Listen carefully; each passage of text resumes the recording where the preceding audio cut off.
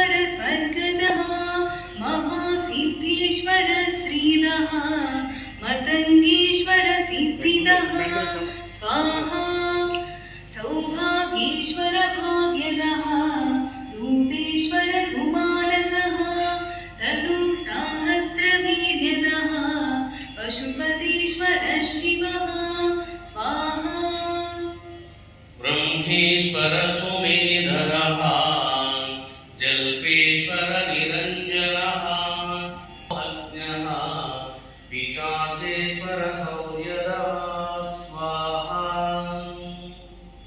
सङ्गमेश्वर शोभज्ञः दुर्दर्शेश्वर